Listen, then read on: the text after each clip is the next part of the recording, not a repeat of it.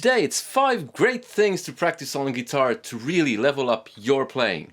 Hello and welcome to another video with me, Elmo Karjalainen. It's good to have you along. You can call me this guy if my name is tricky to pronounce. Today, it's what to practice. 2 weeks ago it was how to practice. Today it's what to practice. Number 1, work on those bends. But I know bends can be a bit frustrating, especially when you're starting out. Now there's a great trick. If your bends are a bit wonky, to start out with bends. That sounded weird. And it's this. The great thing about this is that you don't really have to hit that certain note, that one, with the bend. You can actually just... But it gets you into that kind of motion. You can do a different version of this with...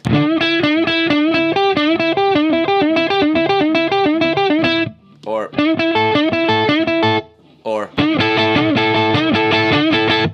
And then you can tune your guitar. And then you can go on to, when you're getting kind of the hang of it, you can go on to actually practicing hitting certain notes, maybe adding vibrato to it. And you can combine it with that one thing that I said 2 weeks ago in how to practice, that you measure your progress by recording yourself. That will give you added motivation to keep practicing those bends when you notice that you've actually made steps forward, made progress. Number 2, you might be practicing this.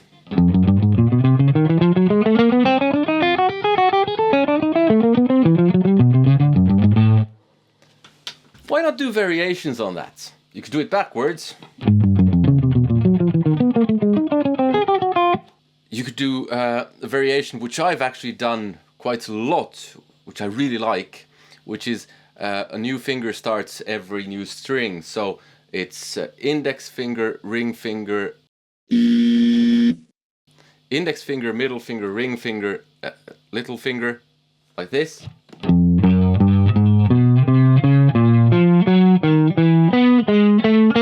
Rinse and repeat.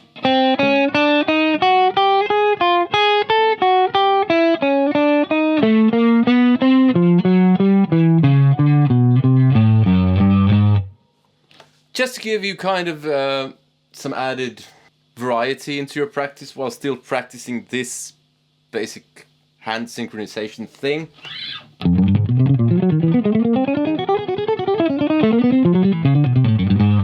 You can make that as fast as you want or as slow as you want. Another thing would be to do this.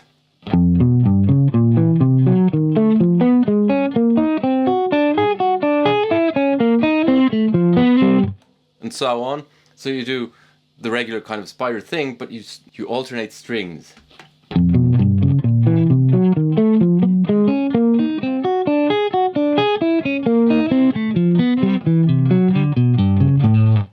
And you play this, record this, and release that on Spotify, and no one will listen to it. Or you can do string skipping. Again, alternate strings. And you can come up with your own variations, just to spice things up in case you're getting a bit bored of that regular spider exercise. Number 3. Now, this is something I've done huge amounts, because I improvise all of my solos, most of them, basically all of them.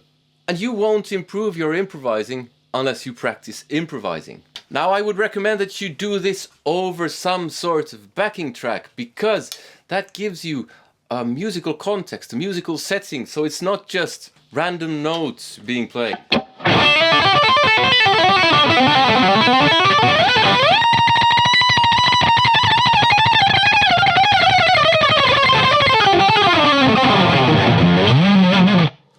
That's not very useful. It can be fun, but it's not very useful. It's much more useful that you put it in some sort of musical setting and practice your improvisation. Take your licks and improvise with them. Learn new licks, improvise with them. It will really sound terrible when you start, but it will get better. And again, record yourself on occasion so that you notice your progress. Number 4, radio or Spotify playlist transcribing. I would say transcribing is a great thing to do anyway, but this kind of thing would be where you turn on the radio, they're playing a song, that you don't know and you start figuring out the chords on the go. It can be really tricky to start with, but you will get better at it. And that will improve your ear, and your ear that's where music enters you. Your ear is so important, your ears. You being able to recognize different intervals and all that kind of stuff. It's so useful. So just turn on a radio station with some whatever music. If you want to start off easily, just take something that plays pop music, because those songs are usually really simple. 4 chords. But that's really useful stuff. Number 5, scales and modes. But not just practicing scales and modes the way we sometimes do, this way. So we might play the C major scale.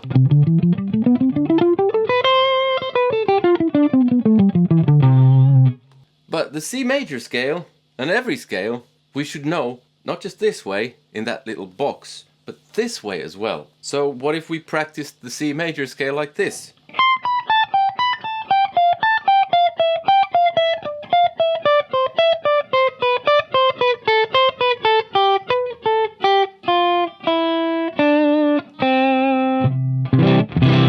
Then you have it on one string, then you can practice it on... Well, you do the same thing, rinse and repeat on all strings.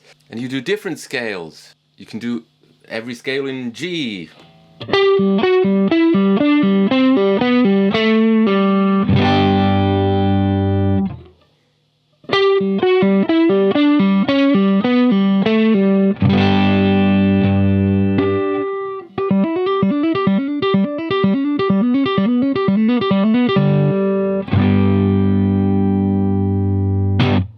Or...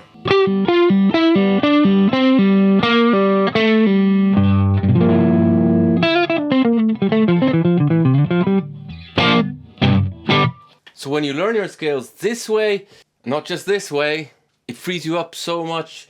It gives you the fretboard layout in a way that you won't get otherwise. And above all, you just have huge amounts of fun with playing. And it will help your transcribing when you know scales and modes.